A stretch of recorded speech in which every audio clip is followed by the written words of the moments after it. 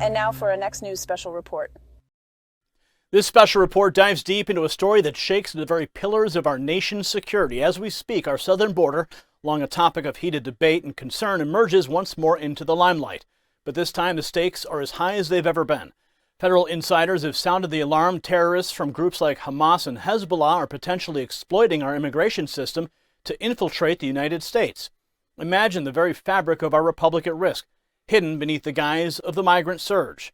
We've dug deep beyond the headlines to bring you the full scope of this imminent threat. And trust me, you don't want to miss our final thought. It's a wake-up call. No, actually, it's a siren for every citizen who believes in the safety and sovereignty of our great nation. The integrity of a nation, my fellow citizens, is often measured by the strength of its borders. Yet today we stand at a precipice, peering into a chasm of what appears to be an insurmountable national security crisis. Federal officials have recently unearthed a threat that reads like a script from a geopolitical thriller, yet it's all too real. Members of terror organizations, specifically Hamas, Palestinian Islamic Jihad, and Hezbollah, could very well be crossing into our homeland through the southern border. Watch. Here at home. Hey, Peter. Ainsley, the intel arm of CBP is out with a new bulletin, and it has a very alarming headline. It says foreign fighters of Israel-Hamas conflict may be encountered at the southwest border. Daily Caller got a copy of this material that was posted 3 days ago, and it's warning about fighters from Hamas, Hezbollah, and Islamic Jihad trying to exploit the porous southern border because, and part of the concern is that they can see the same things that everybody else sees. These numbers, a record 2.48 million encounters in a fiscal year, and among them, at least 172 people on the terror watch list. That is 172 who actually came face to face with law enforcement and didn't get away. When the Border Patrol is so overwhelmed that most agents are no longer on patrol because they're dealing with this self-inflicted humanitarian crisis, that's when the fentanyl comes across and kills over 100,000 Americans. That's when the sex trafficking of women and children skyrocket, and that's when no suspected terrorists will use that vulnerable border to get into this country.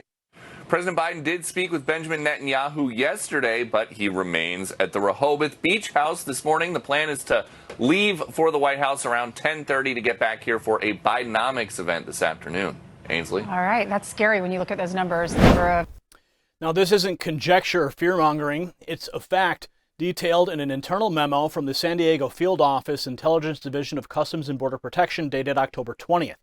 This document you see here explicitly warns that the ongoing war between Israel and Hamas could prompt individuals tied to these terror factions to attempt entry into the United States. The memo states San Diego Field Office Intelligence Unit assesses that individuals inspired by or reacting to the current Israel-Hamas conflict may attempt travel to or from the area of hostilities in the Middle East via transit across the southwest border. The specifics of the threat are chilling. These aren't just random individuals sneaking in for a better life. These are potentially trained militants, ideologically driven, with connections to groups responsible for atrocities and ongoing attacks in the Middle East. The memo elucidates that foreign fighters, motivated by ideology or mercenary soldiers of fortune, may attempt to obfuscate travel to or from the U.S. or to or from countries in the Middle East through Mexico. Adding to the gravity of the situation, the Border Patrol has encountered a significant surge in individuals on the terror watch list trying to cross the border. The data is alarming. 172 encounters in fiscal year 2023, a stark increase from 98 in the previous fiscal year. And these aren't just numbers, they're a testament to a burgeoning crisis. In total, Customs and Border Patrol agents reported a record number of asylum seekers at the southern border in September, 260,000 migrant encounters. Here's more. Yeah, Natasha, the southern border continues to be a political vulnerability for President Biden. New numbers actually released today by Customs and Border Protection do show that a record number of migrants crossed into the U.S. in the month of September with over 260,000 migrant encounters. That's more than the entire population of Lincoln, Nebraska. And those numbers don't include individuals who illegally entered the country, were detected, but were never apprehended by Border Patrol agents. Earlier this year, migrant encounters were trending downward, but have skyrocketed in recent months with over 2 100,000 migrant encounters in the month of August. News Nation was on the ground in El Paso in Texas in September as the city was averaging an overwhelming number of 2,000 migrant encounters a day. Some cities are so overwhelmed that families could be sleeping on the streets. Officials telling News Nation that resources are stretched thin with no help from the federal government. Now, federal officials are also concerned with individuals who are known or either suspected terrorists crossing from special interest countries, especially with the ongoing war in the Middle East between Israel and Hamas. Since the war started in Israel, migrants coming from those special interest countries have increased. According to CBP data, those countries do include Egypt, Syria, Yemen, and Iran. In a week span, agents in Tucson encountered 27 migrants from Syria. During that same time, 18 people from Iran and 3 people from Lebanon were also encountered at the southern border. 18 people on the FBI's terror watch list were apprehended at the southern border just in the month of September alone. And so far in the fiscal year of 2023, 169 individuals on that FBI terror watch list were apprehended on the southern border. That's more than the previous 6 years combined, Natasha. So a national security alert right now for officials on the southern border. Now let's consider the implications. Our southern border has been a contentious topic, a flashpoint of political debate for years, but the conversation has largely revolved around illegal immigration, national resources, and humanitarian concerns. Today, it transcends those debates. We're talking about national security, the safety of every American citizen, the sanctity of our republic. Reflecting on the significance of our southern border and national security, it really hits home just how important it is to have stability and assurance in all aspects of our lives. And speaking of which, folks, I do want to take a moment to highlight something. You value the in-depth news we provide here, right? Well, it's made possible by our superb sponsors. They don't just sponsor, they help stabilize our mission. And in these uncertain times, taking personal finance, who better than Noble Gold Investments? They demystify the realm of precious metals, offering a safeguard against unpredictable economic tides. One of their clients put it simply, honest guidance, no pressure. Venture into solid assets like gold and silver with their guidance, plus they're currently gifting a free 5-ounce silver America the Beautiful coin with qualifying accounts. In a world full of upheaval, don't let your finances be another source of stress. With an A+ from the Better Business Bureau and rave 5-star reviews, Noble Gold is your beacon. Check out nextnewsgold.com or tap more below. They are the gold gurus I trust implicitly. Now, returning to our pressing concern, the memo further details indicators that border authorities should be vigilant about. Military-age males, individuals with military gear, lone travelers, and those with ties to regions rife with conflict. They're also advised to ask pointed questions about association with groups like Hamas, Hezbollah, Palestinian Islamic Jihad, Popular Front for the Liberation of Palestine, and others. This is the front line of defense. Yet it begs the question, are these measures enough in the face of such a sophisticated and clandestine threat?